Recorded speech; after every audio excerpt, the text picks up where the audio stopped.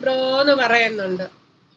Startup ഞാൻ അന്നേരം പറഞ്ഞില്ലായിരുന്നു, ഞാൻ ആ പടക്കം പൊട്ടിയപ്പോ ഇങ്ങനെ ഞെട്ടിയത്. അത് തന്നെ ഹൈലൈറ്റ് വന്നു.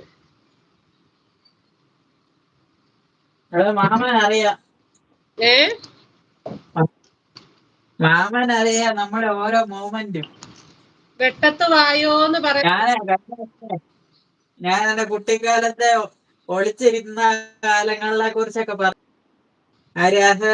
ലൈവില് അതേ ആ സംഭവം തന്നെ ഹൈലൈറ്റ് ആയിട്ട് പോയി. ഞാൻ ഗുഹയ്ക്കകത്ത് കയറി ഒളിച്ചിരുന്നൊക്കെ പറഞ്ഞ് ലൈവിൽ പറഞ്ഞതാ. അത് കറക്റ്റ് ഹൈലൈറ്റ് ആയിട്ട് പോയി. ഈ ഒളിച്ചിരിപ്പിന്റെ ഞങ്ങളുടെ വീട്ടിൽ പണ്ട് ഞങ്ങളുടെ അച്ഛനൊരു പത്തായം കൊണ്ടുവന്ന് വെച്ചിട്ടുണ്ടായിരുന്നു. അതിന്റെ അകത്ത് ഈ വാഴക്കൊലയൊക്കെ വെട്ടി വെച്ചിട്ട് പോകും. ഞങ്ങള് എടുത്ത് തിന്ന് തീർത്ത് കഴിയുമ്പോ ലാസ്റ്റ് അതിന്റെ ആ ഇത് മാത്രം കാണും, കളമുണ്ടം.